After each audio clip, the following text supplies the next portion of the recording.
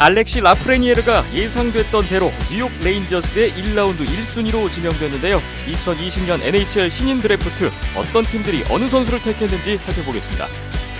테무 하르티카이넨이 살라바트 율라예프 우파의 구단 역대 포인트 랭킹 1위로 올라섰습니다. 지난 한 주간에 있었던 KHL의 이슈도 짚어보겠습니다. 제65회 전국 일반부 아이스하키 선수권 대회에서 안양한라가 대명 킬러 웨일즈를 꺾고 3연승으로 대회 우승을 조기에 확정되었습니다. 국내 최초 국내 유일의 아이스하키 팟캐스트 비하인드넷 246회 시작합니다.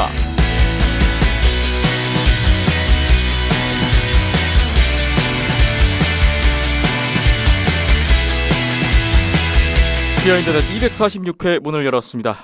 오늘은 10월 20일 화요일이고요. 낮에 녹음하고 있습니다. 여러분 안녕하십니까? 김태범입니다. 오늘도 박김찬 PD와 이현섭 기자 함께하겠습니다. 안녕하세요. 네, 안녕하세요. 안녕하세요. 박김찬 PD가 혹시 늦는 거 아닌가 했는데 열심히 달려오셔서 그래도 거의 비슷하게 도착을 해주셨습니다. 고향 어울림놀이 얼음마루에서 미팅하고 오셨다고요? 예, 이번 주 주말에 이제 하이원 홈 경기가 2경기 진행이 되니까 네. 담당자분들이 모이셔가지고 예. 회의를 진행하시는데 인터넷 중계 관련해서 혹시나 이제 얘기거리가 있을까봐 저도 갔다 왔습니다. 네. 저희 온더스포츠에서 10월, 11월 국내 세 팀 간의 대회를 중계 방송을 하고 있습니다. 안양, 목동 중계를 마쳤고 다가오는 25일 일요일, 26일 월요일에 또 고향에서 2경기 낮 2시부터 중계를 앞두고 있는데 또 한번 여기서 홍보를 드리게 되네요. 네, 관심 부탁드리겠습니다. 자, 오늘 246회도 여러분이 주신 댓글 먼저 보면서 출발을 해보겠습니다. 유튜브에만 댓글을 주신 분들이 계신데요. 첫 번째 댓글 김영준님 10월 15일 목요일에 댓글 주셨습니다. 재미있게 잘 들었습니다. 비하인드넷에 참여하고 계시는 세 분이 응원하시는 NHL 팀이 어딘지 궁금합니다 하셨습니다. 저희 셋이 NHL 팀 중에 어느 팀을 좋아하느냐 질문을 주셨는데 먼저 이현숙 기자님, 예. 뭐 예전에도 많이 언급이 됐었는데 오타와 세너터스의 팬이시잖아요. 예, 그렇죠. 예, 저는 이제 캐나다 팀 오타와 세너터스랑 미국 팀 이제 필라델피아 플라이어스 이렇게 좀 좋아하긴 합니다만은 최근에는 이제 두루두루 좀 흐른 느낌이 되니까 뭐랄까 예전만큼 그렇게 그냥 뭐 어떤 팀을 정해가지고 그냥 막 좋아하고 막 좀 희노애락을 함께하고 좀 이런 건 예전보다 좀 덜해진 것 같아요. 네. 오늘 조금 일찍 소개해드리게 됐네요. 오늘 입고 나오신 저지 오타와 세너터스의 저지입니다. 소개를 그렇습니다. 부탁드리겠습니다. 예, 이제는 올드 스타일이 됐습니다. 이번 올해 이제 레트로 홈 유니폼이 새로 발표가 됐기 때문에 네. 이제 예전에 이제 오타와 세너터스가 이제 현대 오타와 세너터스가 딱 처음 만들어졌었던 그때 유니폼으로 올해 좀 새롭게 디자인이 된 뭐 새로운 거 아니고 레트로죠. 그걸로 이제 홈 유니폼을 바꾼다고 그러더라고요. 그래가지고 이 유니폼이 이제 구형이 됐는데 네. 지금 이 선수는 안톤 볼첸코프 선수라고 예전부터 이제 오타와에서 뛰었던 러시아인 수비수 선수, 굉장히 이제 수비형 수비수로 유명했었던 선수고요. 최근 한 4시즌은 KHL에서 뛰면서 뭐 괜찮았습니다. 작년에는 토르페도. 근데 뭐 플레이 스타일상 좀 부상이 많았던 선수라서 아무래도 슛블럭이랑 히트 이런 거를 굉장히 강조하던 선수였기 때문에 예, 뭐 부상이 항상 좀 많았던 좀 그런 느낌이 있으면 좀 24번 안톤 볼첸코프 선수의 저지 오늘 이렇게 또 소개가 됐고요. 이현숙 기자님은 오타와 세너터스와 필라델피아 플라이어스를 좋아하시는 걸로 답변을 드립니다. 박김찬 PD님, NHL에서 응원하시는 팀이 어딘가요? 예, 뭐 저 같은 경우에는 뭐 지난번에도 자주 언급드렸지만 특별히 어느 한 팀을 응원한다기보다는 제가 동호회 꼴리 활동을 하고 있으니까 예. 꼴리들을 두루두루 좋아하면서 보고 있고요. 뭐 시카고의 크로포드나 최근에 뭐 바실레프스키도 재밌게 보고 있고. 네. 예. 그리고 팀은 지난 시즌부터 캐롤라이나를 좀 재밌게 보고 있습니다. 어떤 이유에서 그러신 거예요? 그 디자인을 새로 리뉴얼을 했는데요. 네. 거기 뭐 로고부터 해서 뭐 여러 가지로 뭐 팀 컬러나 이런 게 좀 세련되게 바뀌어서 디자인적으로 눈이 띄어가지고 보게 되는데 게임도 재밌더라고요. 그래서 네. 예, 그러면서 지난 시즌부터 좀 챙겨보고 있습니다. 캐롤라이나 허리케인스를 네. 좋아하시는군요. 꼴리들 뭐 크로포드, 바실레프스키 이런 선수들 네. 좋아하시고요. 저도 답변을 드려야 되는데 저는 스포츠 캐스터로 활동을 하고 있는데 뭐 어느 종목을 막론하고 뭐 특정 팀을 응원하고 이런 거는 예전부터 없었어요. 저는. 그러니까 다만 이제 그때그때 응원하는 팀이 좀 바뀌곤 하는데 우승한 지 오래된 팀들을 응원하는 경향이 있습니다. 저는 늘 그렇습니다. 그래서 한 번 우승했으면 최소한 10년은 기다려라. 약간 이런 주의고요. 그래서 NHL 팀들 중에서도 뭐 그런 경향은 같습니다. 그래서 제가 NHL 우승 못 해본 팀들의 우승을 기원하고 있는데 뭐 대표적으로 한 번도 우승 못 해본 팀들이 몇 팀 있죠. 버펄로 세이버스, 밴쿠버 커넉스 1970년에 창단을 했는데 아직 한 번도 우승 못 했고 애리조나 카이오츠, 뭐 세너제이 샤크스, 뭐 오타와 세너터스 마찬가지고요. 뭐 이런 팀들은 그래도 90년대 이후에 창단을 한 팀들인데 뭐 내시빌 프레더터스, 위니펙 제츠, 콜럼버스 블루제이켓츠, 미네소타 와일드, 베이거스 골든나이츠까지 아직도 이렇게 우승을 한 번도 못 해본 팀들이 많더라고요. 그리고 한편으로 우승한 지 오래된 팀들도 이제는 뭐 괜찮지 않겠는가. 그래서 대표적인 팀이 이제 토론토 메이플립스 1967년 이후에 우승을 못 하고 있고 필라델피아 플라이어스도 75년 이후에 우승을 못 하고 있네요. 예, 이런 팀들을 저는 현재는 응원하고 있습니다. 이제 바뀔 수도 있어요. 그래서 저는 17, 18 시즌에 워싱턴 캐피털스가 우승했던 거 그리고 18, 19 시즌에 세인트루이스 블루스가 우승했을 때 되게 반가웠습니다. 그렇죠. 이런 팀들이 이제 첫 우승을 하고 그래서 앞으로도 좀 이런 흐름으로 갔으면 좋겠다. 돌아가면서 우승을 하자. 그러니까 이런 바람이 있습니다. 저는. 네. 댓글 참여해 주셔서 감사합니다. 김영준님 잘 보고 갑니다. N.리님 16일 금요일에 댓글 주셨는데 블로그도 잘 보고 있습니다. 항상 좋은 콘텐츠 감사합니다 하셨습니다. 이연섭 기자님의 블로그를 말씀하시는 것 같죠. 다음에서 NHL만 검색하셔도 뉴트럴존이라는 블로그에 들어가실 수가 있고요. 국내외 하키 다양한 소식을 보다 자세하게 전문적으로 접하실 수가 있으니까 많은 방문 부탁드리겠습니다.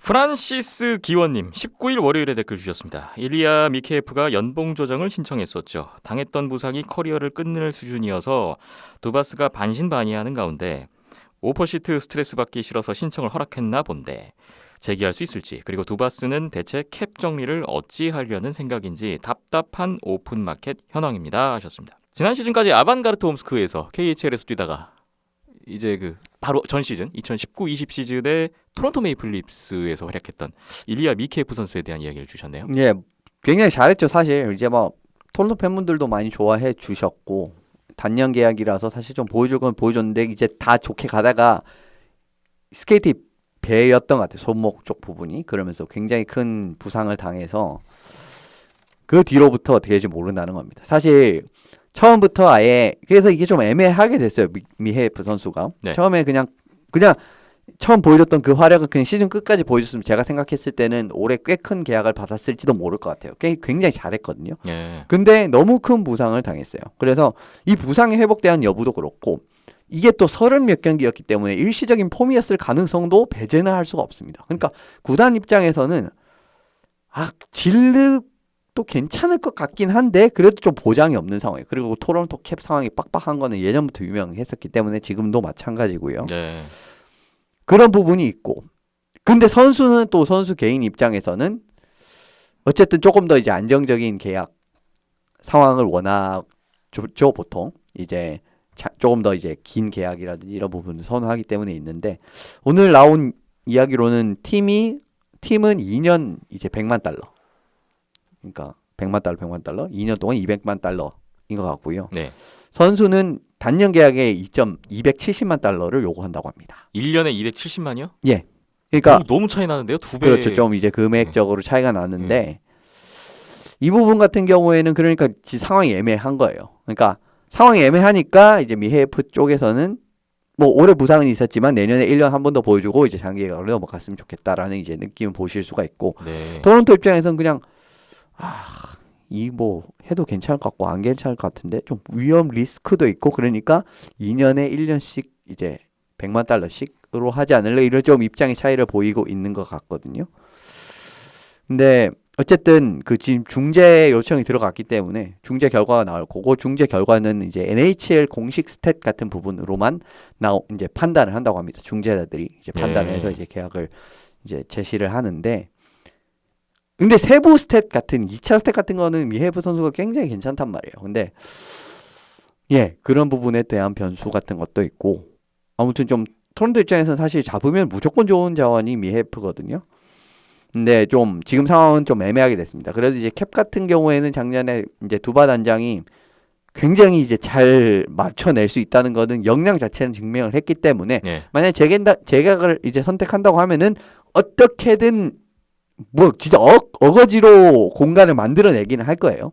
근데 지금 상황은 아직까지 이제 딱 명백하게 보이지는 않는 좀 그런 부분에 대한 문제는 있긴 있습니다. 중재 결과가 어떻게 나올지부터 일단 좀 봐야 될 것 같고 이 구단과 선수의 운명이 어떻게 될지 좀 소식을 기다려 보겠습니다. 프란시스 기원님 댓글 감사합니다. 마지막 댓글은 오늘 또 저희에게 쓴소리가 한번 와서 소개를 드리게 됐습니다. 파이팅해님 15일 목요일에 댓글 주셨습니다.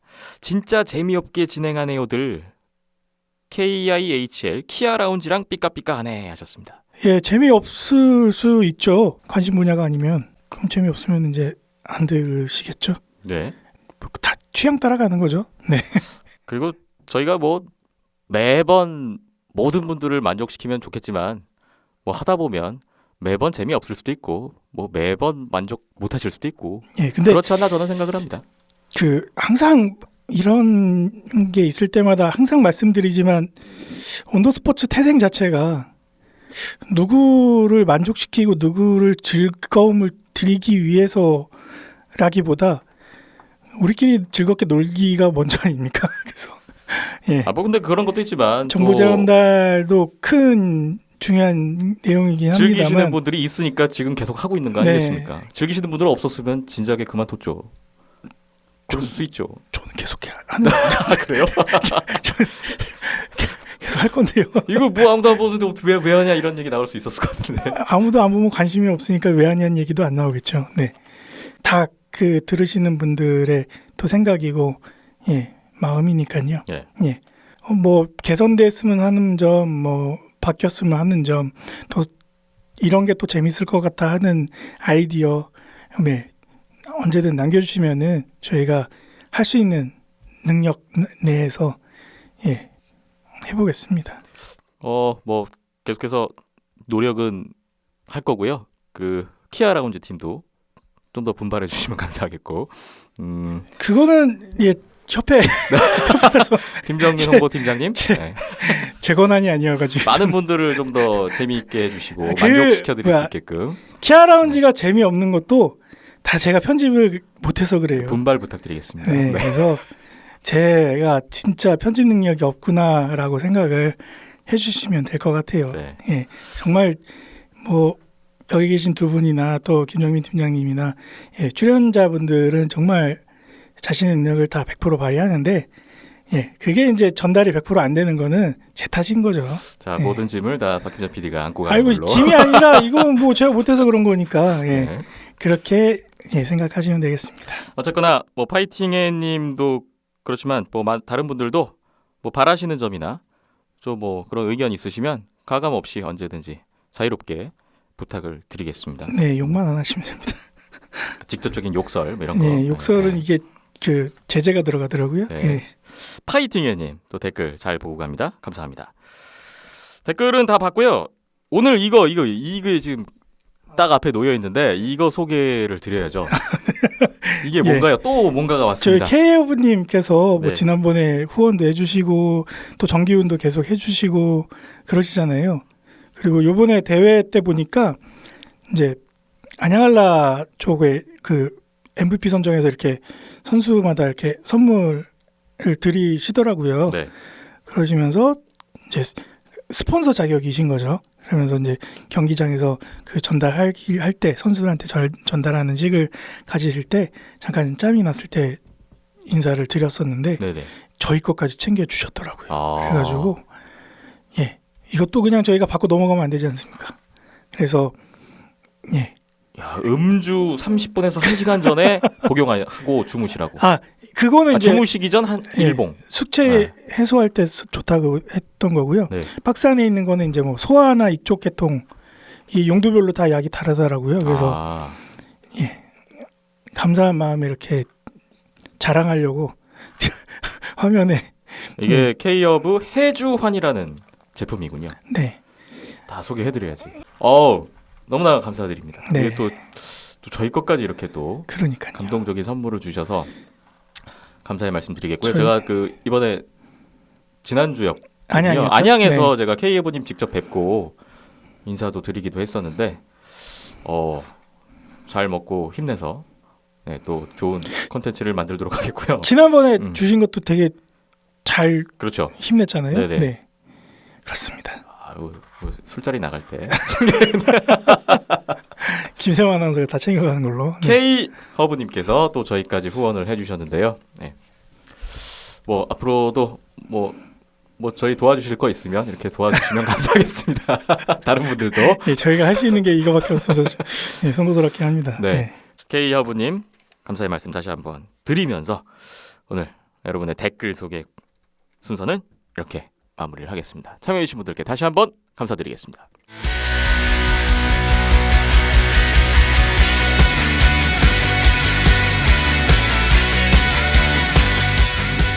비하인드닷 246회 오늘의 본격적인 이야기를 풀어보겠습니다. 오늘은 이현숙 기자와 함께 2020년 NHL 드래프트 리뷰의 순서를 마련했습니다.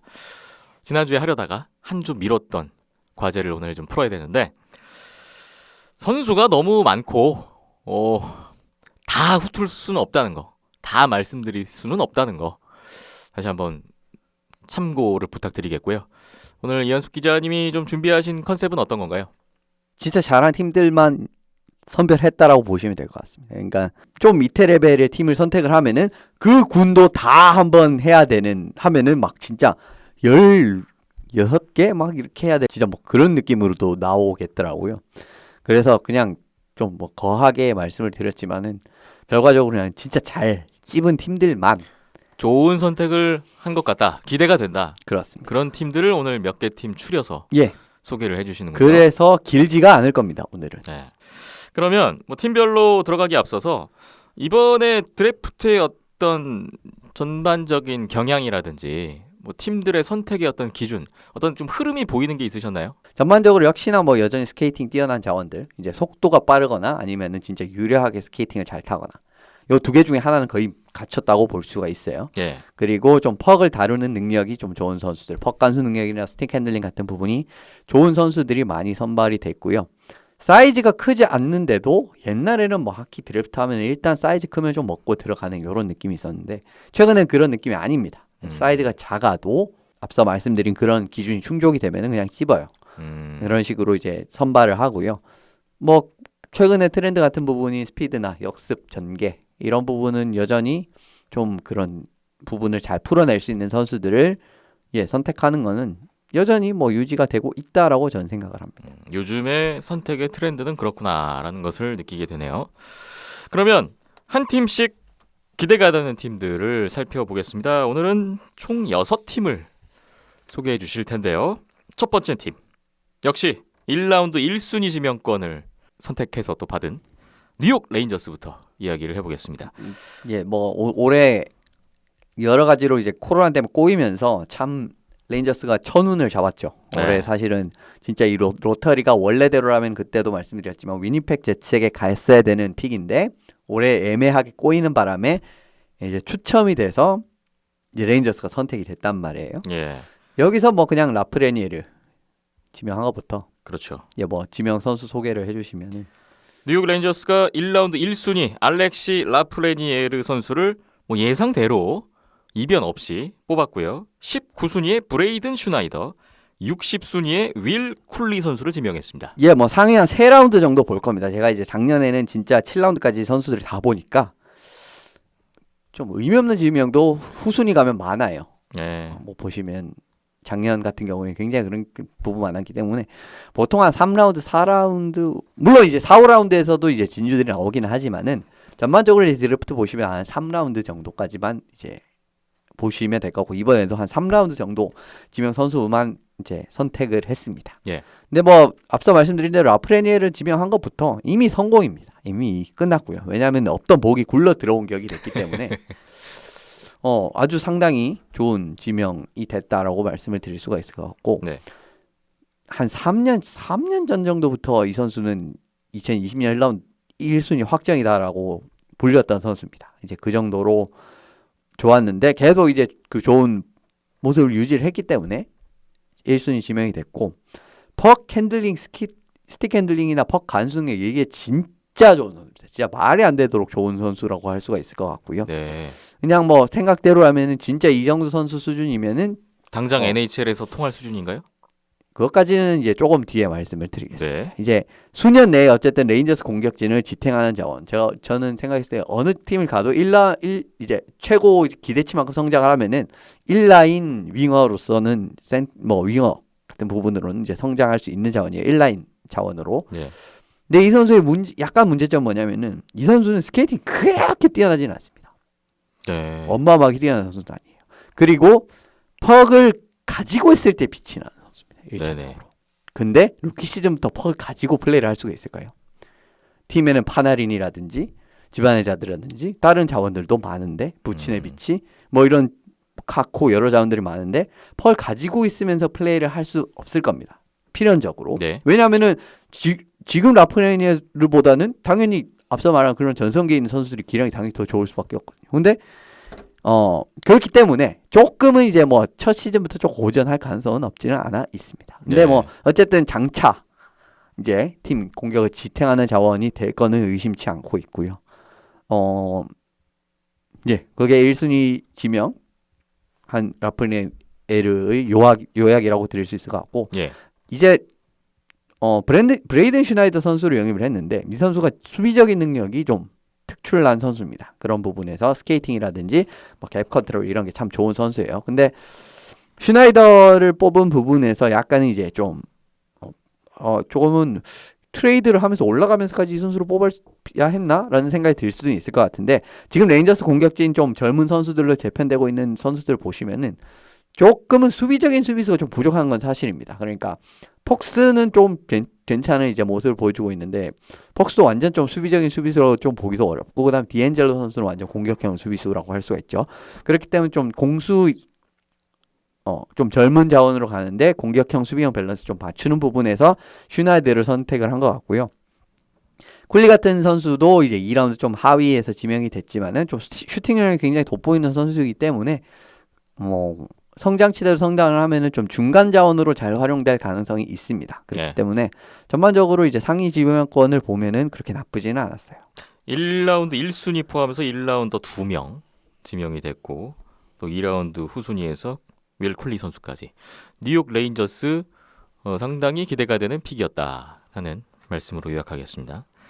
다음 팀 보겠습니다. LA 킹스를 뽑아주셨는데 LA 킹스는 1라운드 2순위에 퀸턴 바이필드, 35순위에 헬게 그랜스, 45순위에 브록 페이버 선수 이렇게 뽑았습니다. 예, 뭐 바이필드 선수를 뽑았네요. 이제 원래는 2순위, 3순위는 바이필드 아니면 슈티칠레인데 팀의 기준에 따라서 좀 달라지는 요런 느낌인데 바이필드 선수는 굉장히 장신이고요. 이제 공격은 물론 수비까지 굉장히 잘 하는 선수입니다. 예. 그렇기 때문에 좀 투웨이 센터 같은 부분으로 어떻게 보면은 이제 코피타르 선수 조금씩 이제 나이가 들어가는 상황이기 때문에 이거 뒷 코피타를 뒤를 이을 후계 자원으로 뽑았다라고도 이제 생각하셔도 괜찮을 것 같아요.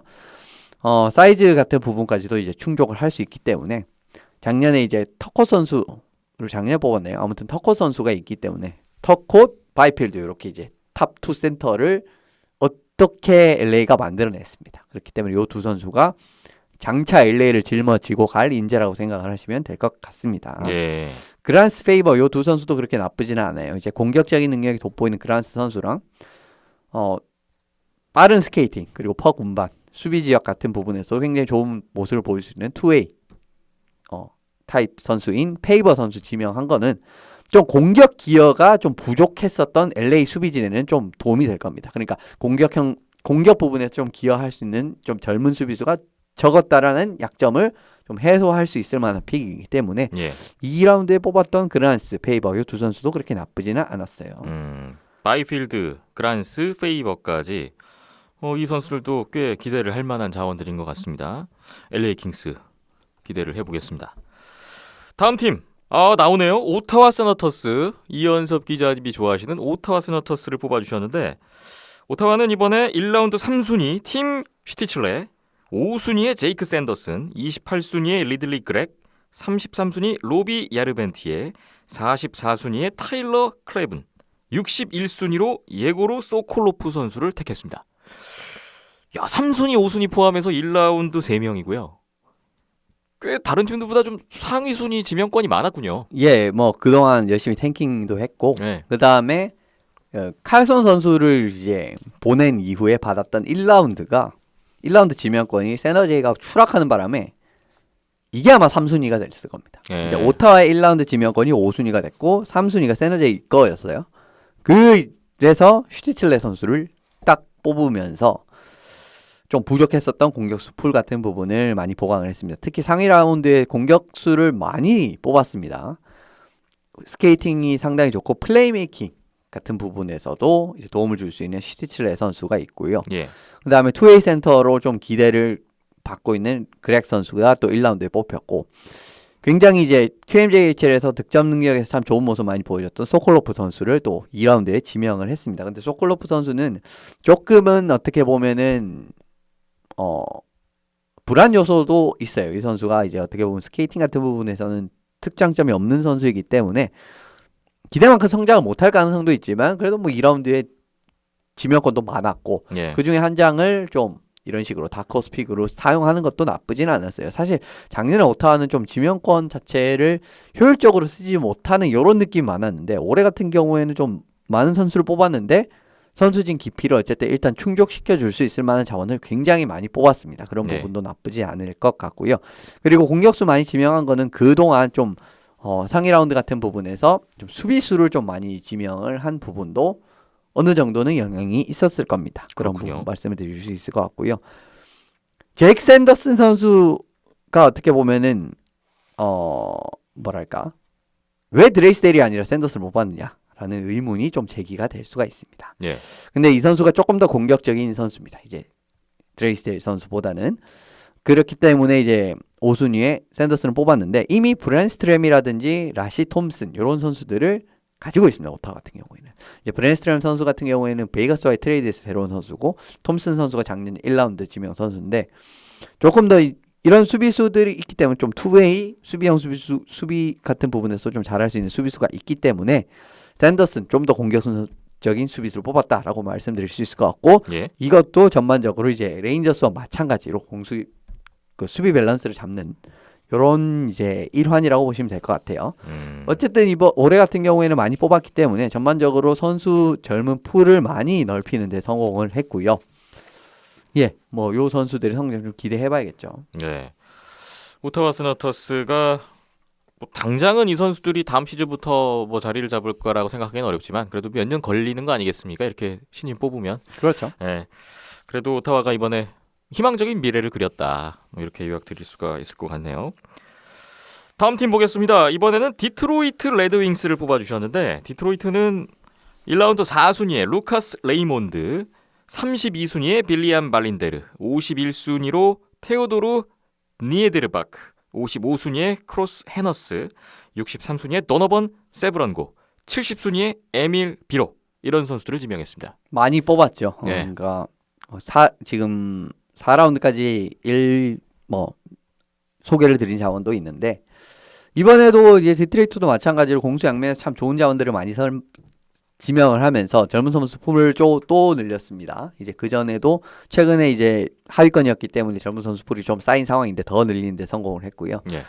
특급 플레이메이커 기질을 가진 좀 레이몬드 선수 4순위에 뽑혔고요.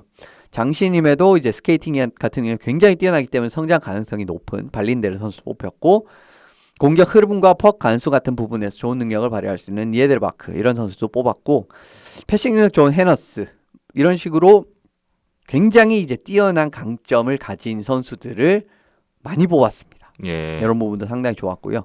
좀 뭐 3라운드 같은 3, 4라운드 같은 부분에서도 투웨이 성장 가능성이 있는 세브런고 선수라든지 마찬가지로 좀 스케이팅 뛰어난 공격형 수비수인 비로 이런 식으로 뽑았기 때문에 좀 중간 자원도 나쁘지 않았단 말이에요. 그렇기 때문에 윙스가 올해도 드래프트가 괜찮았고 지금 아이저먼 체제 들어온 이후에 팀이 좀 급격하게 좀 과감한 움직임도 많이 가져가는데 좋은 쪽으로 가는 것 같아요.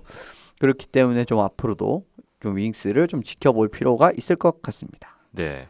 총 6명의 선수가 소개됐는데 뭐 각자 장점들을 확실하게 갖고 있는 선수들인 것 같고 디트로이트 레드윙스도 좋은 평가를 주셨습니다. 다음 팀 봅니다. 뉴저지 데블스가 나오네요. 뉴저지는 1라운드 7순위의 알렉산드르 홀트스, 역시 1라운드에 18순위 도슨 머서, 20순위의 샤키르 무하마둘린 이렇게 지명했습니다. 1라운드 뭐 최상위 순위는 아니지만 그래도 1라운드 3명이 포함되어 있다는 점이 눈길을 끕니다. 예. 굉장히 좋은 슈팅 능력 가지고 있는 홀트스 선수 지명을 하면서 고득점형 윙어를 보강을 했습니다. 이런 부분 같은 경우에는 예전에 이제 최근에 히시어 휴즈 같이 좀 센터 자원을 지명을 하면서 1, 2라인 센터가 있기 때문에 좀 해당 라인에서 활약할 수 있는 윙어를 보강했다라고 보시면 될 것 같고요. 예. 2, 3라인 센터로 굉장히 이제 성장 가능성이 높은 머서 선수라든지 그리고 살라바트에서 좋은 모습 보이고 있는 장신임에도 불구하고 스케이팅이나 공격 가담 능력 같은 부분도 뛰어난 무하마둘린 선수까지 뽑았기 때문에 저는 좀 이제 뉴저지 데블스가 아주 눈에 띄진 않지만 그래도 좋은 지명을 많이 한 이제 1라운드 3장이지만 조금 어떻게 보면 눈에 띄지 않을 수 있거든요. 그런데 지명 자체는 굉장히 잘했다라고 저는 생각을 합니다. 그리고 무하마둘린 선수도 아주 성장 기대치가 높지는 않지만은 저는 이 선수도 NHL에서 한 3라인이나 2라인 수비진으로 충분히 활약할 수 있는 자원이라고 생각을 하거든요. 그리고 작년 뽑았던 다닐 미슐 이런 선수도 있기 때문에 같이 2, 3라인 잘 풀리면 2, 3라인 수비진도 이제 한 자리 맡길 수 있을 만한 그런 자원을 또 선발을 했기 때문에 전반적으로 좀 머리를 잘 쓰면서 좀 부족한 부분을 잘 지명을 했다라고 저는 생각을 합니다. 네, 뉴저지 데블스에도 좋은 점수를 주신 이현섭 기자님의 평이었습니다. 오늘 총 6팀 나오는 팀들 중에 이제 마지막 한 팀 소개를 드리겠습니다. 애너하임 덕스가 나옵니다. 애너하임 덕스가 이번에 1라운드 6순위의 제이미 드레이스데일, 27순위의 야코브 페로, 36순위로 샘 콜란젤로, 67순위의 이언 무어 이런 선수들 지명이 나왔습니다. 예, 이번 드래프트 최고의 수비수가 누구냐라고 하면 사실은 드레이스데일이라고 할 수가 있는데 이 선수가 6순위까지 내려오는 바람에 데려올 수가 있었습니다. 그래서 이제 좀 장차 1라인 수비진을 맡길 만한 자원을 데려왔다라는 부분은 나쁘지 않았고 좀 뛰어난 슈팅 능력이라 이런 부분이 돋보이는 페로 선수라든가 이런 부분은 좀 지난해 지명했던 지그레스 선수가 있는데 이 선수가 진짜 월드 중에서 미국 국가대표팀을 너무 잘했거든요. 그런데 이 선수의 파트너가 될 이제 또 윙어도 한 명 선발했어요. 페로 선수.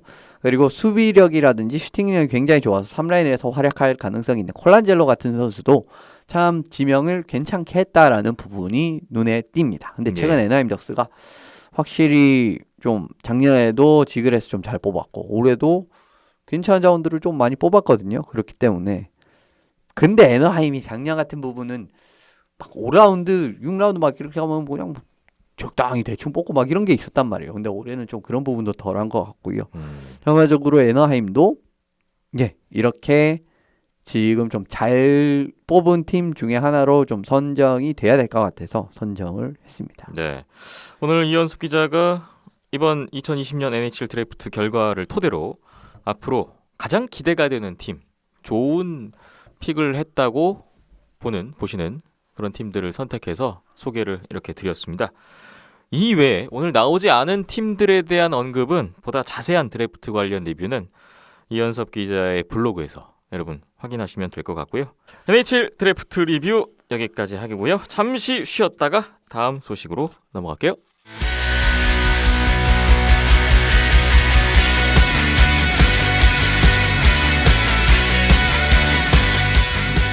네, 이번에는 KHL 소식입니다. 지난주와 마찬가지로 한 주 동안에 있었던 KHL의 주요 이슈들, 뉴스들을 뽑아서 이야기를 나눠보려고 하는데요. 오늘 첫 번째 뉴스는 살라바트 율라예프 우파 소식입니다.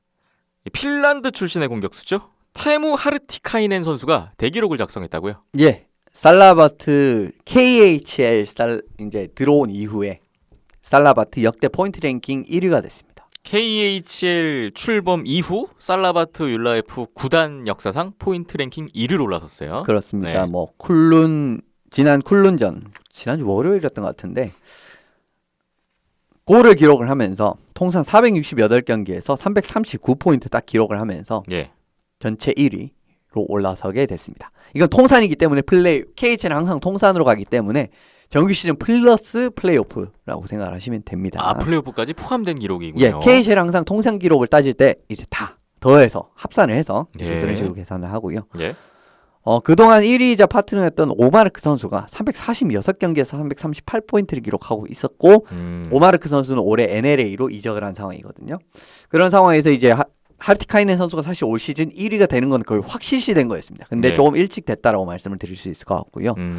339포인트 뭐 정말 어떻게 보면은 뭐 경기당 포인트로 봤을 때는 막 아주 특급은 아니지만은 그래도 한 구단에서 오래 뛰면서 구단 랭킹 전체 1위가 되는 거는 참 영광스러운 그런 기록이라고 생각을 하고요. 장신 굉장히 이 선수 하기 쉽게 합니다. 이렇게 KHL 레벨에서도 이렇게 하기 쉽게 하기가 골 넣는 거를 쉽지가 보면 않아요. 쉽게 넣는다. 그렇죠. 그런 느낌이잖아요. 예, 뭐 굉장히 장신인데 신체 조건을 너무 잘 활용합니다. 그리고 퍽 간수가 뛰어나서 한번 퍽을 잡으면 뺏기가 너무 어려워요, 이 선수. 네. 네. 그런 부분이 있고 신장 조건 좋으니까 스크린이나 네트앞 득점 같은 부분도 상당히 잘하는 선수고요. 최근에는 정말 살라바트 1라인의 핵심적이니까 살라바트 하면은 일단 매트 솔라도 많이 생각을 하시겠지만은 처음 생각하는 거는 그래도 1라인이 진짜 센 팀이다 라는 부분에 컬러가 있는데 그 1라인 중에 한 명이라고 생각을 하시면 됩니다. 네. 올해도 뭐 여전히 팀의 핵심으로 활약을 하고 있는 상황이기 때문에 지금 또 뭐 코로나로 좀 부상자 명단에 올랐다가 다시 복귀를 했어요. 그런 부분에서 앞으로 또 뭐 살라바트가 잘 나가려면은 무조건 1라인의 기여가 핀란드 필요하기 3명이 이루는 1라인이죠. 그렇죠. 그란룬드, 마니넨, 그다음에 하르티카이넨 예. 이렇게 1라인이 올해도 잘해줘야 또 살라바트가 편하게 또 갈 수 있는 이런 상황이 마련이 됩니다. 네. 하르티카이넨 선수가 당분간은 뭐 1위 자리를 쭉 유지할 것으로 예상이 되고요.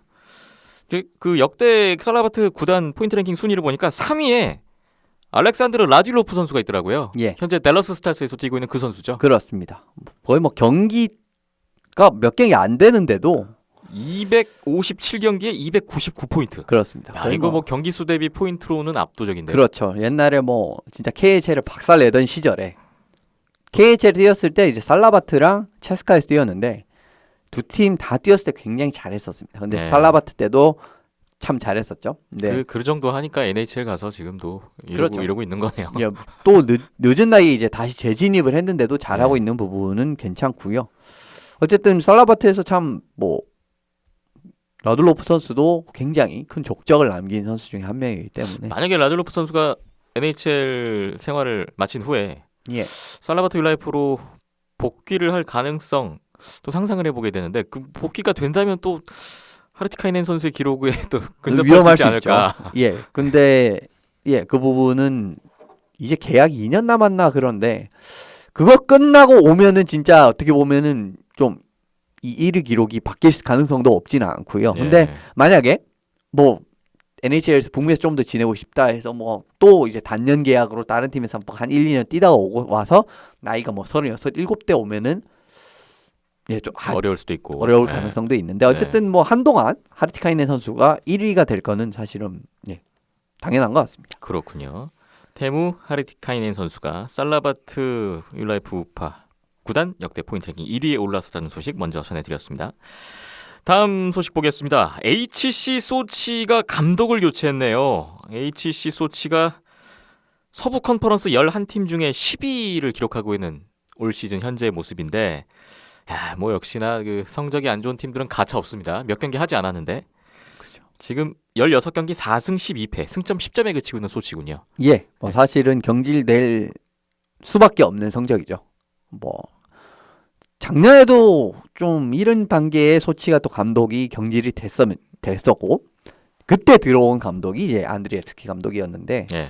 아방가르트전 2대7로 대패한 이후에 이제 결국 감독직을 내려놓게 됐습니다. 지난 시즌 같은 경우에는 좀 팀을 그래도 수습을 하면서 생각보다 순위를 많이 끌어올렸단 말이에요. 작년 같은 경우에는. 그런데 올해 같은 경우에는 그런 모습 전혀 나오지 않고 있었습니다. 예. 그러면서 앞서 말씀드린 그런 아쉬운 성적이 나왔고요. 새로운 감독이 예브게니 스타브롭스키 감독으로 선발했는데 좀 파격적인 인사라고밖에 말씀드릴 수 있는 부분이 뭐냐면은 이 선수가 이분이 성인 코치나 감독 경력이 없었습니다. 그동안. 네. 그러니까 그 KHL 그 제가 알기로는 이분이 작년까지 MHL에 이제 이제 첼야빈스크 MHL 팀을 헤드 코치나 코치나 헤드 코치 감독을 했던 것 같은데 예. 부임 이전에는 이제 올해 이제 세베스테랄 체르포베츠의 코치를 하고 있었단 말이에요. 올 시즌부터. 네. 그런데 이제 갑자기 감독으로 들어오게 됐습니다. 그렇기 때문에 아직 검증이 안 됐단 말이에요. 그래서 분위기를 이제 급변할 수 있는 카드냐라고 하면 사실 저는 그렇게 생각을 다른 팀들 감독들에 비하면 경력이 아직은 많지 않은. 그렇죠. 아직 보여준 게 없습니다. 그런 지도자를 영입한 건데요. 예, 그렇기 때문에 아주 큰 기대는 못할 것 같고요. 네. 실제로 그렇게 성적이 그렇게 좋지는 않았죠. 어제도 또 살라바타한테 오늘이죠. 오늘 또 졌더라고요. 감독 교체 이후의 전적을 보니까 스카 상트페테르부르크전 1대4 패배, 아무르 하바롭스크전 3대4 슈다웃 패, 살라바트 율라예프파전 0대2 패. 홈 3경기 일단 다 졌습니다. 그렇습니다. 근데 그중에 아무르가 있었단 말이에요. 네. 물론 아무르도 올해 이제 이 다음에 말씀을 드릴 건데 좋아졌습니다. 네. 그래도 이제 소치 입장에서 보면은 그래도 아무를 잡으면서 분위기를 바꾸자라고 생각을 했을 거예요. 근데 네. 그 경기에서 졌단 말이에요. 그러니까 이런 부분이 어떻게 보면 지금 소치 안 좋은 부분을 아주 볼 수 있는 단적인 예가 아닌가 싶습니다. 뭐 살라바트나 스카는 너무 세서 그렇다 할 수가 있단 말이에요. 근데 좀 여러모로 지금 소치가 참 좋지가 않죠. 네. 예브게니 스탑롭스키 감독으로 감독을 바꾼 HC 소치의 앞으로 또 어떤 결과를 낼지 주목을 해봐야 될 것 같습니다. 뭐 여담입니다만 HC 소치의 요즘 그 백업 골리로 막심 트레티아크 선수라는 골리가 뛰고 있더라고요. 예. 이름 기억하시는 분들 계실 수 있습니다. 아시아리그 사할린에서 몇 년 전에 주전급 골리로 뛰었던 그 선수가 지금 KHL 소치에서 백업 골리로 활약을 하고 있습니다. 할아버지가 전설적인 소비에트 연방의 네. 선수였고요. 그리고 지금 러시아 아이스하키 협회 회장이 할아버지 러시아 협회 회장의 손자입니다. 네, 막심 트레티아크. 근데 뭐 할아버지만큼 유명한 선수가 되지는 못했습니다. 네. 솔직히 말씀을 드리면 그래도 어쨌든 계속 연명은 하고 있어요. 이상하게 뭐 리가도 갔다가 뭐 체스카도 갔다가 선수 생활을 연명을 하고는 있는데 어쨌든 뭐 지금 소치 좀 어수선한 상황에서 뭐 주전으로 자리를 잡으는 라시난티 선수가 생각보다 너무 못해주고 있어서 뭐 그래서 커리어를 이뤄갈 수 있다면은 뭐 개인 입장에선 참 좋은 기회가 될 수도 있는 거죠. 네. 아시아리그를 또 관심 있게 봤던 입장에서 또 낯설지 않은 이름이 있어서 좀 반갑더라고요. 또 한 명 더 있죠. 키릴 보로닌. 키릴 보로닌. 그렇죠. 그러네요. 이 선수도 지금 민스크에 뛰고 있는데 코로나 확진 판정 뜨는 바람에 좀 쉬고 있습니다. 지금. 그렇습니다. 자, HC 소치의 감독 교체 소식에 이어서 이번에는 아무르 하바롭스크의 소식입니다. 아무르 하바롭스크가 먼저 감독을 바꾼 팀인데 감독 부임 이후에 점점 좋아지고 있습니다. 아주 좋아지고 있습니다. 이 팀이 진짜 재밌는 팀으로 변모를 하고 있고요. 스베틀로프 감독이 부임을 했는데 부임 경기에서는 0대5로 완패를 했습니다. 그러면서 여기도 이제 성적 부진으로 감독을 시즌 초반에 바꾼 거네요. 그렇습니다. 제일 먼저 바꿨죠. KHL 팀 중에. 이후에 근데 넵테임크전부터 승리를 따더니 5승 5패 2연장패. 성적이 결국 나쁘지 않습니다. 네. 그리고 근데 그전 감독이 1승 6패였거든요. 그런 부분을 감안하면 진짜 황홀 탈퇴한 모습을 보여줬다. 라고 요약을 드릴 수 있을 것 같고요. 스베틀로프 감독이 뭐 KHL 오래 보신 분들이라면 기억을 하시겠지만 아드미랄 감독이었습니다. 작년까지. 근데 올해 아드미랄이 재정적인 문제로 참가를 하지 못하면서 좀 애매한 상황이었는데 스베틀로프 감독이 지금 아무르의 감독이 됐고요. 타이트한 전방 압박이라든지 굉장히 짜임새 있는 팀 체계 같은 부분 많이 보여주면서 아드미랄 시절부터 굉장히 돋보였던 부분이 있었습니다. 그런데 그런 모습을 이제는 아무르에서도 이제 그 작년 아드미랄의 칼라가 그대로 나오고 있다고 볼 수 있을 것 같고 지금 현재 플레이오프 동부 하위권이 좀 치열한 양상으로 치닫고 있어요. 이제 그 토르페도부터는 거의 비슷합니다. 바리스도 그 중에 있고. 근데 지금 현재 경기 유지하면은 진짜 지난해 아드미랄급 변수를 만들 수 있을 것 같거든요. 거의 뭐 진짜 아드미랄 같은 경우는 작년에는 시즌 초중반에는 진짜 뭐 4등 막 이렇게까지 올라갔다가 이제 뒤에 좀 이제 뒷심이 딸려서 쭉 내려가게 됐지만 예. 그래도 좀 재미있는 팀 다크호스 팀으로 드디어 좀 부상을 하고 있는 그런 아무르의 모습이 관측이 됐습니다. 감독 교체 이후에 경기력이 올라오면서 아무르 하바롭스크가 동부 컨퍼런스 11위였다가 12개 팀 중에 11위였다가 9위까지 두 계단이 지금 올라와 있고요. 순위표를 보니까 동부 12위 쿤룬 레드스타 베이징이 뭐 압도적인 최하위고 11위가 넵테이미크 드지네캄스크인데 넵테이미크는 코로나 때문에 경기를 몇 경기 못 뛴 거를 좀 감안해야 될 것 같은데 11위 노보시비르스크 리전을 제쳤다는 거 아무르가. 그렇죠. 예. 그것도 의미가 있습니다. 여기가 좀 눈길을 끌더라고요. 그리고 밑에 바리스도 있지 않나요? 아니요, 지금 9위가 아무르고 바리스는 그거보다 조금 위에 있네요. 아, 지금. 8위군요. 네. 예, 어쨌든 근데 승점은 거의 차이가 없을 겁니다. 두 팀. 네. 14점, 15점 거의 요 그렇죠. 라인에 있기 때문에 네. 사실 그 정도로도 굉장히 괜찮고요. 쿨로는 사실은 조금 이제 어떻게 보면은 약간은 그 방패를 씌워줘야 되는 부분은 뭐냐면은 쿨로는 올해 홈에서 경기를 못했죠. 중국에서 경기를 못하고 있죠. 예. 미티시에서 하고 있습니다. 그리고 초반에 쿨론도 좀 외국인 선수 자원의 비중이 크고 그러니까 그 KHL의 외국 제적 그 팀의 외국 팀의 어떻게 보면은 그 외국인 규정이 좀 완화된 그 외국인 규정을 잘 이용하고 있는 팀이기 때문에 네. 외국인 선수들이 좀 많은 팀인데 이 주축 외국인 선수들이 시즌 초반에 거의 못 들어왔습니다. 팀에 합류를 못 하고 있었던 상황이에요. 코로나 네. 때문에. 그런 부분에서 굉장히 없수선한 거는 좀 생각을 해야 됩니다. 물론 이제 성적이 그렇게 좋지 않지만 그래서 최근 들어서 뭐 거의 조금 오래됐지만 그러니까 시즌 초반 부분에서는 그 외국인 자원이 합류가 안 됐기 때문에 좀 최하위다 라는 부분. 근데 뭐 지금부터는 또 올라올 가능성도 없지는 않다라고 또 요약을 드릴 수가 있겠네요. 네. 뭐 쿤룬도 기대가 될 정도면 아무르 하바롭스크 잘 되고 있고 동부 컨퍼런스 하위권이 좀 점점 재밌어지는 형국이 되어가고 있는 것 같습니다. 마지막으로 아크바르스 소식이 왔는데 최근 전적이 매우 좋지 않습니다. 매우 이 좋지 아크바르스답지 않은 행보가 이어지고 있어요. 예, 뭐 최근 10경기 보니까 3승 3패 4연장패.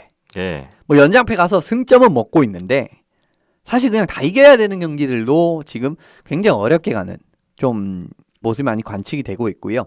아크바르스 굉장히 큰 강점이라고 하면은 진짜 선수진의 깊이로 그냥 승부를 딱 봐버리는 팀인데 최근에 이런 공격진이라든지 수비진의 깊이가 생각보다 나타나지 않고 있습니다. 득점면도 많이 떨어진 부분이 나오고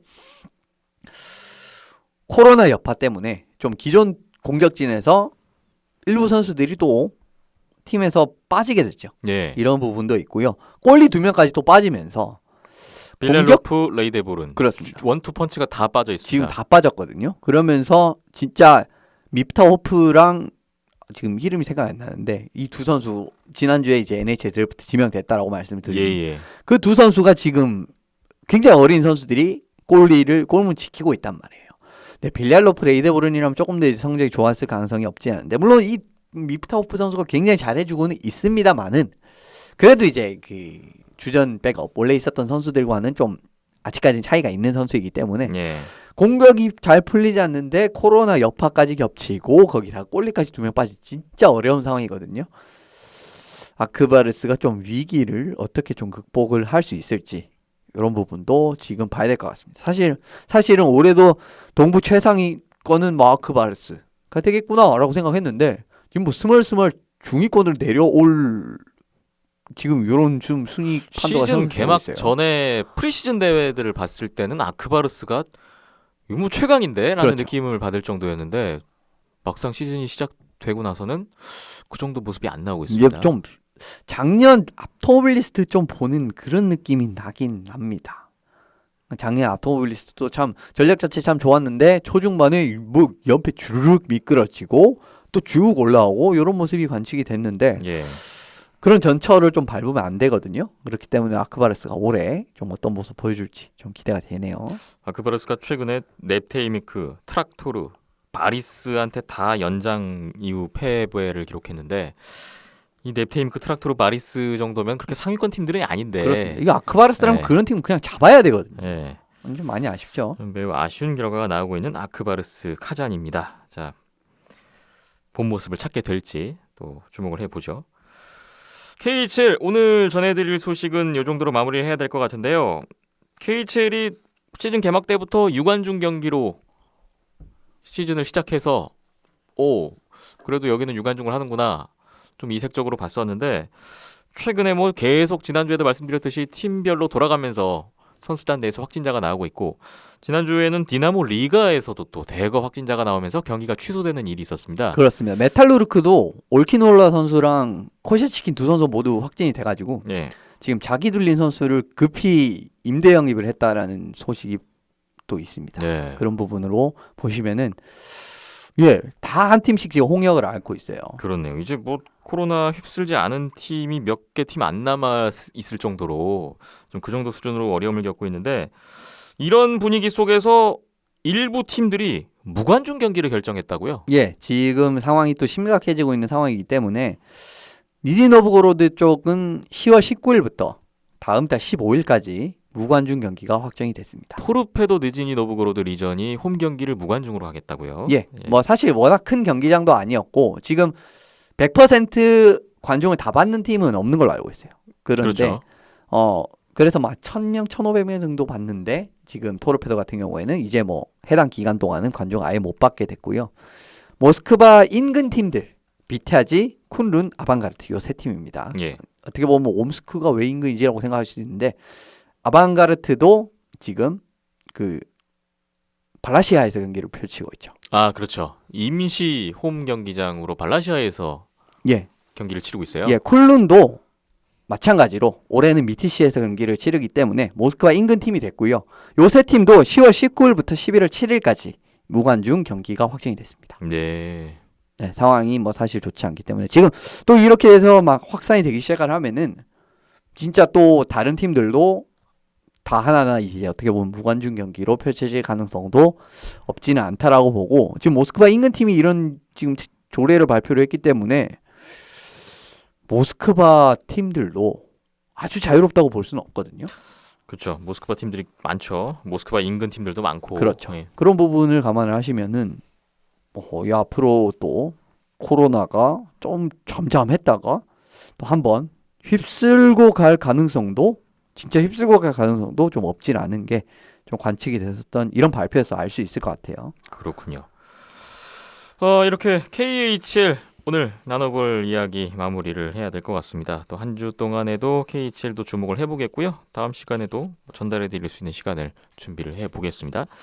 비어있는데 잠시만 쉬었다가 가겠습니다. 잠시 후에는 국내 대회 소식 준비되어 있습니다.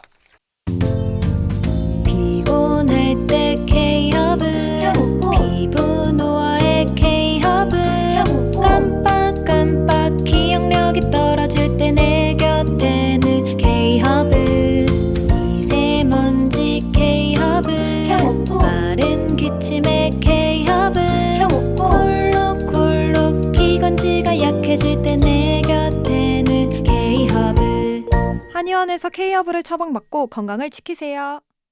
비하인드넷 246회 마지막 소식은 2020 제65회 전국 일반부 아이스하키 선수권 대회 소식입니다. 대한아이스하키협회가 주관을 하고 있고 안양 한라와 데미안 킬러웨일즈 하이원 국내 세 팀이 안양, 목동, 고양을 오가면서 전국 일반부 아이스하키 선수권 대회를 치르고 있는 중입니다. 지난주에는 어제까지 목동에서 또 두 경기가 데미안 킬러웨일즈 홈 경기로 치러졌는데 이 이야기를 박힘찬 PD와 나눠보겠습니다.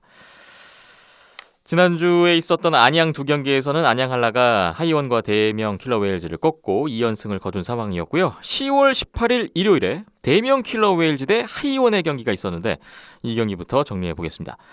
대명이 1피리어드 7분 만에 이총현 선수의 파워플레이 골 선제골로 시작해서 2피리어드 중반에 이미 스코어 4대0으로 앞서갔던 경기였고요. 2피리어드 후반에 하이원 김동욱 선수의 만회골이 나왔는데 그 이후에 바로 대명이 추가골을 넣었고 3피리어드에서도 3골 추가, 결국은 최종 스코어 9대1로 대명 킬러웨일즈가 완승을 거두고 이번 대회 첫 승을 챙겼습니다. 이날 유효 슈팅수는 34대10 대명이 많이 앞섰고요. 대명은 박계훈 선수가 아닌 이현승 선수가 출장해서 9세이브 1실점 승리를 기록했군요. 이현승 선수가 2월 18일 전국 동계체육대회 결승전 안양 한라전 이후에 8개월 만에 공식 경기 출장을 했던 모습이었습니다.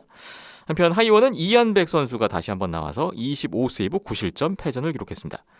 대명의 이총현 선수가 이날 파워플레이 골 3골 포함해서 총 4골을 넣었는데 대명이 이날 파워플레이 성적이 좋았죠. 6번의 파워플레이 기회에서 4골을 장렬했어요. 근데 이총현 선수의 이 4골이 대명 킬러웨일즈 구단 역사상 최초로 한 선수가 한 경기에 4골을 넣은 기록이 됐습니다. 과거에 브레파넴 선수가 헤트트릭을 한 적이 있었고 지난 시즌에도 마이크 테스트위드 선수의 헤트트릭은 있었는데 이 4골 오버 헤트트릭은 대명 구단으로서는 최초였다는 거. 이총현 선수가 또 기록을 세웠네요. 한편 신영윤 선수가 2골 1도움을 기록했는데 대명 이적 후에 첫 포인트 신고를 했고요. 강환희 선수도 한 골 보태면서 이날 결승골로 기록이 됐어요. 대명 킬러웰즈 입단 후 첫 골을 기록했던 강환희 선수였습니다. 전종훈 선수는 골은 없었지만 도움 4개, 역시 또 플레이메이커로서의 역할을 잘 해줬습니다. 하이원은 프레임 코치 수비수 김동환 선수가 이날 결장을 했던 게 또 눈길을 끌었고요. 이 결과로 대명 킬러웨일즈 김범진 코치가 감독 대행으로서 2경기 만에 첫 승을 기록했습니다. 대명이 이날 또 팀 기록을 하나 세웠는데 9대1로 승리를 했죠. 팀 창단 이후에 역대 최다 득점 경기 신기록, 최다 점수차 승리 경기 신기록을 달성했습니다. 이 기록은 아시아리그와 국내 대회를 다 합친 통틀어서 성사된 기록이고요. 과거에 2017년 1월 15일에 인천에서 있었던 하이원전 아시아리그 경기였는데 8대4 승리가 한 번 있었고 2017년 11월 11일에 고양에서 있었던 광운대전에서 8대0 승리. 이 광운대전은 제72회 전국 종합 아이스하키 선수권 대회였습니다. 그러니까 이 기록이 종전 기록이었는데 이걸 뛰어넘은 거죠. 9골은 팀 처음이었고요. 그리고 8골 차 승리. 예, 최다 점수차 승리도 역시 그 광운대전에 이어서 타이 기록이 됐네요. 이날 많은 관중분들이 오셨습니다. 이 경기부터 사전 신청을 받은 최대 500명 제한으로 유관중 경기가 실시가 됐는데 국내 대회도 이제 유관중 경기로 재개가 됐다는 점 눈길을 끌었습니다.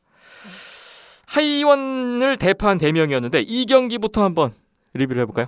1피리어드 중반까지 굉장히 스피드 있고 거칠게 체킹도 주고받으면서 재밌는 게임이었죠. 근데 대명의 득점이 이뤄지고 난 이후에 좀 하이원이 스스로 많이 흔들리는 모습을 보여줬죠. 네.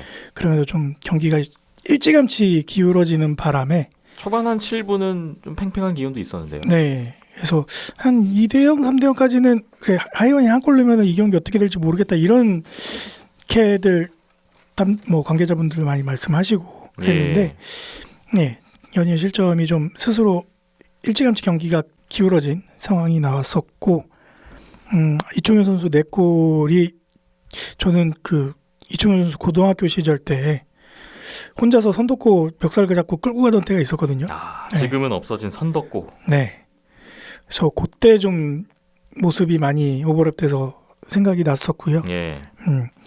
그리고 하이원 같은 경우에는 대명 처음 창단했을 때 느낌이 많이 비슷한 것 같아요. 대명 킬러웨일즈 2016-2017 시즌 아시아리그 시즌이요. 네, 그때도 뭐 팟캐스트 할 때 항상 말씀드렸던 게 대명이 여러 가지 한꺼번에 뭔가 성장을 하기에는 제한사항도 많고 게임 수도 많이 없고 하나하나 한 걸음씩 뛰는 게 걸음마부터 뛰는 게 우선이다라고 말씀을 드렸던 기억이 있는데 하이원이 지금 딱 그런 상황이 아닐까. 뭐 대명은 그래도 창단에 할 때 아시아리그니까 외국인 선수들도 쓰고 그랬었잖아요. 근데 지금은 또 하이원은 그런 상황은 또 아니니까 뭔가 실력적으로 막 엄청난 선수들이 이끌어주고 이런 건 아니잖아요. 그리고 베테랑 선수가 뭐 김담환 플레잉 코치나 뭐 한건희 선수나 뭐 아시아리그 경험 충분한 선수들이 있다고는 하지만 다른 팀들에 비해서 막 그렇게 막 한두 라인이 있어서 끌어주고 당겨주고 이렇게 할 수 있는 상황도 아니고 스스로들 뭔가 깨우치고 알을 깨고 나와야 되는 거잖아요. 그래서 좀 더 시간이 좀 필요하지 않을까.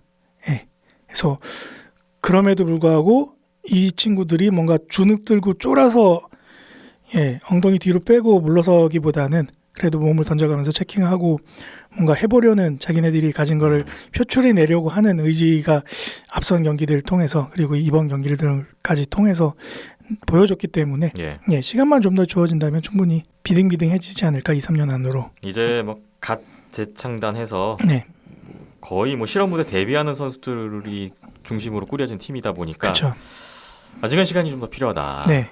지금 필요한 건 성적보다는 인내심이 아닐까 그런 생각을 좀 해봤고요. 예. 그리고 대명 이현승 골리가 선발로 나왔잖아요. 예. 본인도 몰랐다고 해요. 그래서 나올 줄 몰랐다고요? 예, 워낙 박계훈 선수가 뭐 연습 게임부터 해서 계속 폼이 오를 대로 오른 상태였고 예. 또 한라 게임에서도 정말 좋은 모습을 보여줬었기 때문에 계속 박계훈 콜리가 선발로 나서지 않을까라고 생각을 했는데 이현승 콜리에게 기회가 주어져서 본인도 너무 오랜만에 공식 경기에 나서다 보니까 처음에 좀 긴장을 했다고 하더라고요. 지금 뭐 많은 선수들이 너무 많이 공식 경기에 못 나오고 있습니다. 그쵸. 뭐 한라도 마찬가지고. 네. 그래서 아마 뭐 네. 선발로 나오는 선수들은 다 똑같은 얘기를 하겠지만 네. 만난 김에 하는 얘기 하다 보니까 그렇게 얘기가 나와서 네. 전달을 드립니다. 네. 뭐 경기가 좀 많아져서 뭐 주전 백업 할 것 없이 네. 뭐 골리 포지션에 있는 선수들이 다 이제 좀 출장 기회를 받고 제일 좋은 건 그러면 3연전씩 해서 2경기 하고 네. 한 경기 뭐 세컨 골리가 나와서 또 커버해주고 이런 그림이 제일 좋은데 네. 현실적으로는 그게 많이 어렵다 보니까 네. 그쵸. 한 경기 나오면 그게 비중이 엄청 크잖아요. 네. 그렇습니다. 뭐 이렇게 다양한 또 선수 기용 반가웠고요. 앞으로도 좀 기대를 해 보겠습니다. 대명이 이렇게 하이원을 크게 꺾고 바로 다음 날에 19일 월요일 어제였군요. 대명 킬러웰즈가 안양 한라를 목동에서 상대했습니다. 이 경기 정리를 해드리면 1피리어드 중반에 한라의 김영준 선수의 파워플레이 골이 선제골이 됐고요. 2피리어드 초반 시작하자마자 바로 대명이 안정현 선수의 골로 1대1 동점을 만들었는데 하지만 이 직후에 한라가 신상호 선수의 파워플레이 골이 다시 한번 터졌고 문국환 선수가 연달아 골을 넣으면서 4대1까지 달아났습니다. 3피리어드에 들어가서도 한라가 김영준 선수의 추가골, 여기에 대명이 6분 한 30여 초 남겨둔 상황에서 엠티넷으로 나왔는데 김민철 선수의 엠티넷 골이 더해지면서 최종 스코어 6대1 안양 한라의 완승으로 끝났습니다. 안양 한라가 3연승 승점 9점으로 남은 고양 하이원전 원정 경기 결과에 관계없이 이번 대회 우승을 확정지었던 경기였습니다. 이날 유효 슈팅수 34대 19 안양 한라가 앞섰고요. 특히나 2피리어드에서는 13대 2로 안양 한라가 크게 앞서는 모습이었습니다. 안양 한라 황현호 선수가 역시 나와서 18세이브 1실점 승리를 기록했네요. 이번 대회 3경기 다 출장을 했고 3승 총 35세이브 2실점을 기록한 황현호 선수였습니다. 대명은 박계훈 선수가 또 나와서 28세이브 5실점 패전으로 끝났습니다. 한라의 김영준 선수가 이날 2골 1도움 가장 많은 포인트를 올려줬고요. 대명 킬러 웨일즈와의 경기 2경기 연속 선제골을 기록했군요. 그리고 문국환 선수가 역시 2골 멀티골을 기록했습니다. 이 피리어드의 그 연이은 추가골 승부에 큰 또 영향을 끼쳤던 중요한 골이었고요. 신상우 선수가 결승골의 주인공이 됐군요. 이 피리어드 파워플레이 골이었습니다. 2월 18일 전국 동계체육대회 대명 킬러 웨일즈와의 결승전 때도 결승골을 넣었던 신상우 선수인데 다시 한번 이번 대회 우승을 확정짓는 결승골의 주인공이 됐습니다. 한편 한라의 강윤석 선수가 이날 또 부상으로 나오지 못했는데 이렇게 되다 보니까 안양 한라는 포워드 10명, 디펜스 4명으로 경기를 치렀던 것을 또 확인할 수가 있었습니다. 안양 한라가 뭐 숫자가 부족하긴 했는데 첫 번째 맞대결에서 3대 0으로 안양 한라가 승리를 했었잖아요. 근데 점수차가 더 벌어졌어요. 이 경기 어떻게 보셨습니까? 어디가 숫자가 많고 어디가 숫자가 적은가 모를 정도로 활동량에서 안양 한라가 압도를 했다라고 생각을 했고요. 예. 역시 학기 경기는 단순히 머릿수가 많다고 잘하는 게 아니고 각자 정말 개성 있는 선수들이 한 자리에 모여 있을 때 얼마만큼 공동의 목표를 갖고 있고 그거를 위해서 집중을 하고 있는가, 그걸 위해서 자신의 거를 얼마만큼 또 희생을 하는가가 중요하다라는 생각을 했었고요. 네. 한라 같은 경우에는 스스로들도 많이 잘 알고 있잖아요. 플레이어 수가 부족하니까 쓸데없는 플레이 하면 안 되고 플레이도 간결해야 되고 최대한 효율적으로 에너지를 써야 된다라는 거를 알고 있는 상황에서 준비가 들어왔으니까 자신의 100%를 다 가동할 수 있었다라고 보고 대명은 좀 상대적으로 그게 한라에 비해서는 부족했던 것 같습니다. 그리고 페널티 조심해야 된다. 디펜스에서 할라는 그런 얘기를 지난주에 했었는데 거의 안 나왔죠. 조용구 선수 초반에 페널티 나온 거 빼고는. 그래서 그런 부분들도 잘 준비가 됐던 것 중에 하나라고 생각이 들었고요. 예. 거기에 이제 체력적으로도 2피 중반 3피 가서는 대명이 오히려 밀리는 느낌이었거든요. 뭐 2경기 연속 이틀 연속 게임이라 그랬을까요? 그건 아닌 것 같아요. 예. 그 전날 그래서 뭐 체력 안배 한다고 뭐 선수 쉬게 해주고 다 했는데 그러면 안 되죠. 네. 이 2경기 연속 이틀 연속 경기라는 게 데미언 킬러 웨일즈로서는 독이 될 것인가 약이 될 것인가 이 점이 좀 저는 궁금했던 포인트였는데 독도 안 되고 약도 안 된 것 같다라는 생각이고요. 예. 개인적으로는 연속으로 게임을 펼치면 오히려 경기력이 더 좋아지고 체력적으로는 힘들 수 있겠으나 그게 겉으로는 티가 안 나는 게 맞는 건데 2경기 했다고 지치면 예전에 3경기씩 어떻게 했겠어요. 근데 그것도 뭐 경기 수가 많은 것도 아니고 지금 이날 중요했던 건 체력적으로 먼저 지쳐 보였던 게 대명이었다. 네, 그러면서 좀 실점도 많이 발생이 됐고 밀리는 경기가 중반부터 이어져서 문국환 선수 골을 기점으로 게임이 넘어갔다라는 생각이었고요. 그 이후로는 뭔가 발버둥을 쳐보지만 역부족인 그림이었죠. 그래서 조금은 안타까웠습니다. 좀 더 비등비등해야 보는 사람들도 재밌고 직접 찾아와 주신 팬분들도 즐길 수 있는 거고 하는데 사실 그런 경기를 기대했고 예상했던 분들이 많았을 텐데 네, 그래서 이번에는 좀 더 비등비등한 경기가 나오지 않을까. 전날 하이온 경기도 마찬가지였고요. 아무래도 이제 현실적으로 있는 그 차이를 좁히기에는 조금 더 시간이 필요하지 않을까. 그런 생각이 들었습니다.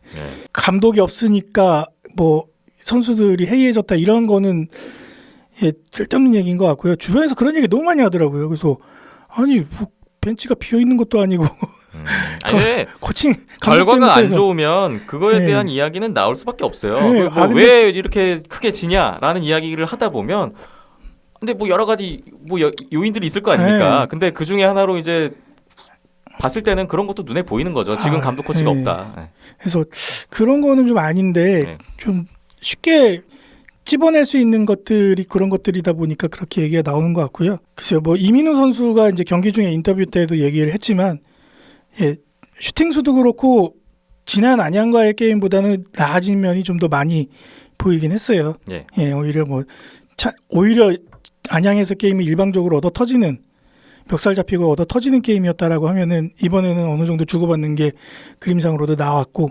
하지만 이제 그런 결정력 부분 그리고 운도 마찬가지고 운은 골대 2번 맞힌 안양할라가 더 없긴 했는데 아무튼 그런 찬스를 결정짓는 데 있어서 어느 정도 경험 차이나 그런 게 있었던 것 같아요. 그래서 그런 것들은 좀 더 시간이 필요하겠죠. 대명 같은 경우에도.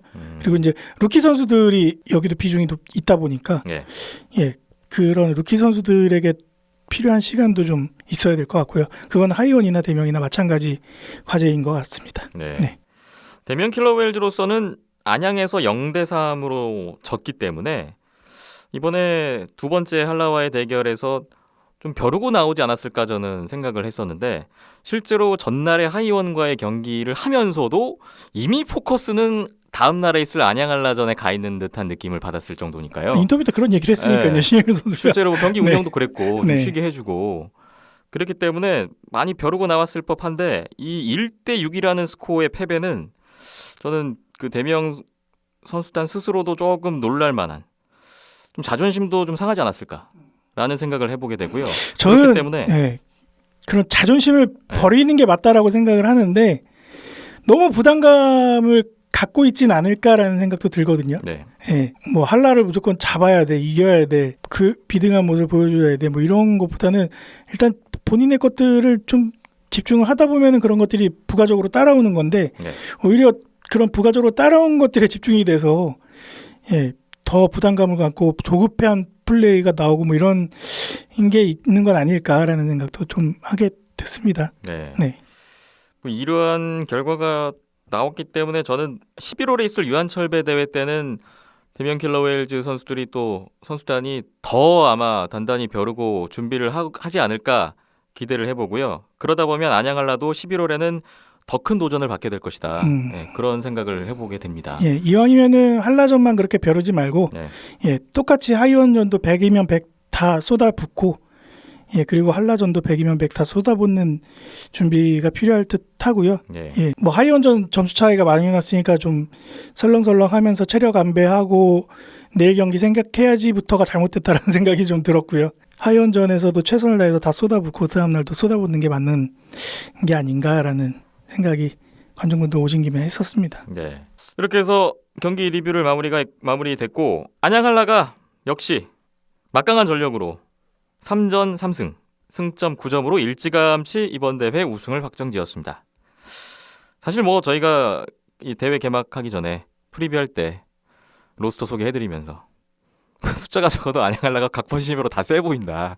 예, 그렇게 예상을 했는데 뭐 결과가 이렇게 나온 것 같고 뭐 아쉬운 거는 생각했던 것보다 각 팀별로 전력차, 경기력 차이가 많이 났다는 부분. 한라, 대명, 하이원. 예, 지금 뭐 순위표 그대로. 좀 그 부분은 좀 아쉬웠네요. 그동안 쌓여온 경험치만큼 보여진 것 같아요. 예. 예. 그 경험에 있고 없고 차이가 그래서 이런 다양한 변수들이 있었잖아요.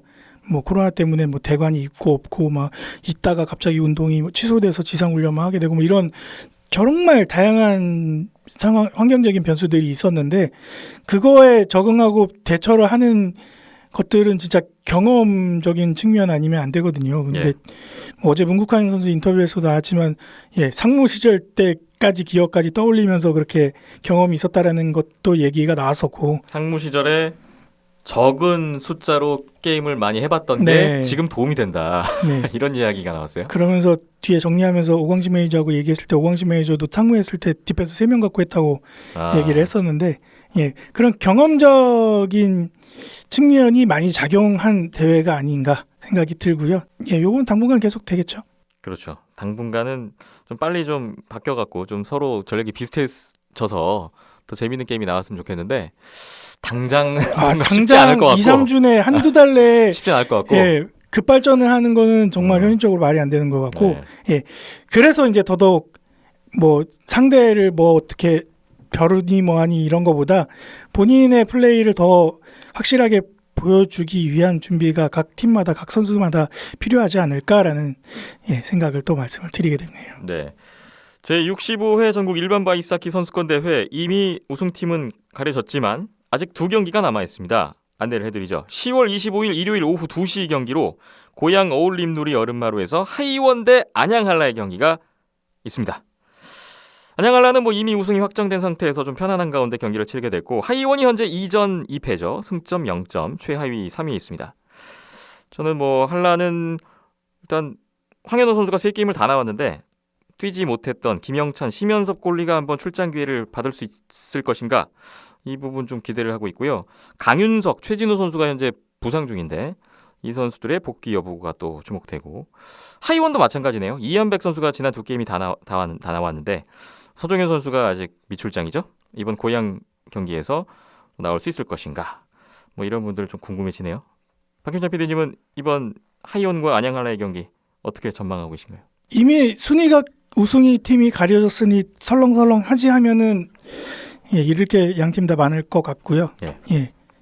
몇 경기 되지도 않는 거 최선을 다해서 재밌는 게임 보여주는 게 각 팀으로서 각 선수로서 예, 필요한 부분이 아닐까라는 생각이고 또 관중들도 오실 테니까 예. 예, 재밌는 게임 보여줬으면은 마음이고 뭐 하이원은 이제 성장이라는 키워드에 초점이 맞춰져 있고 한라는 뭐가 있죠? 이미 예, 완성이 돼 있는 팀이다 보니까 예. 예, 부상 조심하면서 재밌는 게임 그리고 뭔가 선배로서 예, 하키 경기 이렇게 하는 거야라고 하면서 최선을 다해서 하이원을 상대해 줬으면 하는 바람이 있습니다. 문국환 선수 인터뷰에서 그런 얘기 나왔죠. 뭐 우승이 이미 확정됐다고 해서 뭐 그런 게 아니라 매 경기 최선을 다하는 것이 상대팀에 대한 존중이다. 그렇죠. 예. 이런 얘기가 또 기억이 나네요. 하이원이 안양한라를 상대하고 바로 다음날 26일 월요일에 역시 오후 2시 경기 고양 어울림놀이 여름마루 홈 경기인데요. 하이원과 대명 킬러웨일즈 경기가 또 이어서 펼쳐집니다. 이번 대회 6번째 경기고 대회 마지막 경기가 되겠군요. 대명이 현재 1승 2패 승점 3점을 기록하고 있는데 만약에 하이원이 그 전날 안양 한라전에서 패할 경우에 하이원은 대명을 상대로 8골 차 이상으로 이겨야 2위가 가능한 입장이 됩니다.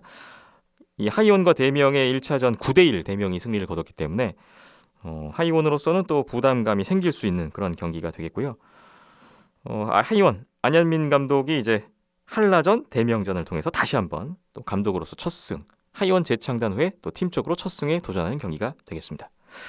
이 경기는 어떻게 예상하고 계십니까? 양팀 다 분위기가 좋지 않을 텐데 얼마만큼 수습을 하고 또 게임에 집중을 하는가, 그 집중하는 모습이 얼마만큼 플레이에서 표출이 되는가가 중요할 것 같고요. 네. 예, 잠깐 실점했다고 해서 또 그게 금방 사라지고 어수선해지는 것보다는 3피리어드 끝날 때까지 유지하는 것도 양팀의 숙제가 아닐까 생각이 듭니다. 승부 일찌감치 점수 차 난다고 해서 스스로들 게임 접지 말고 끝까지 열심히 해줬으면 하는 바람이고요.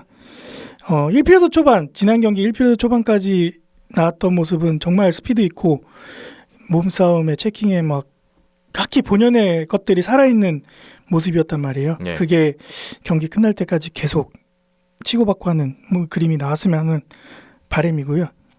예, 요새 체킹하는 거 열심히 리플레이로 담고 있거든요. 그래서 좋은 그림 많이 나왔으면 좋겠습니다. 팬들 좋아하시길. 네. 다치는 사람 없이 무사히 대회가 잘 마무리가 됐으면 좋겠네요. 지난 목동 경기부터 유관중 경기가 실시되고 있습니다. 네. 이번 고향에서의 두 경기도 역시 직관이 가능하시고요. 하지만 제한된 인원으로 일부 관중분들만 입장이 허용됩니다. 선착순 500명이라고 하고요. 네.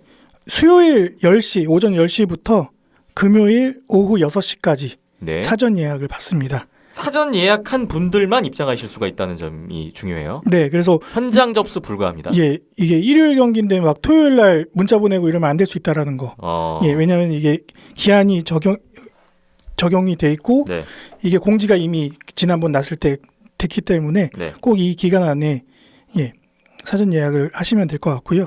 대한 아이스하키협회 홈페이지나 하이원 구단 SNS를 통해서 소식을 접하시면 될 것 같습니다. 네, 온더스포츠 SNS에도 제일 먼저 올려놨죠. 네. 그래서 그거 확인하시고 수요일 10시부터 금요일 6시 사이 그때 사전 예약 꼭 진행하셔가지고 헛걸음하지 않는 게끔 준비를 하셔야 될 것 같습니다. 네.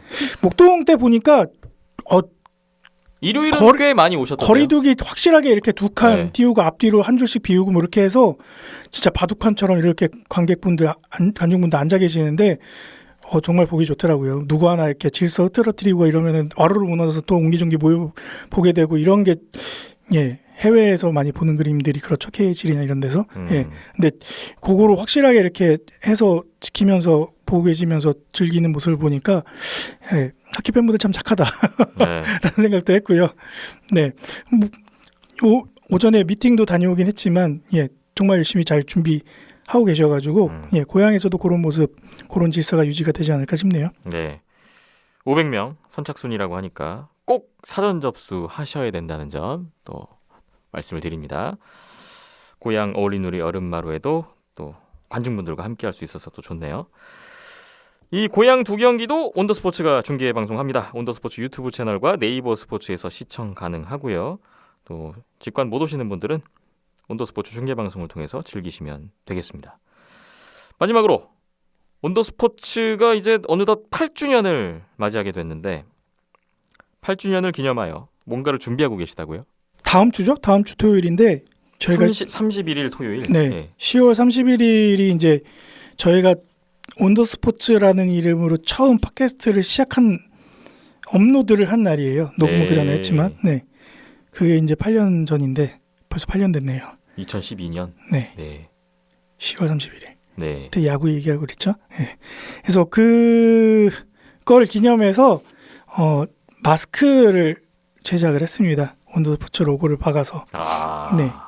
많은 수량은 아니지만 그래도 이제 현장 오시는 분들 중에 방송 들으셨던 분들 그리고 이제 이거 SNS에도 이제 올려놓을 텐데 보신 분들은 경기 끝나고 저나 김태범 아나운서 만나서 고향 어울림누리 직관 오시는 분들 중에서요.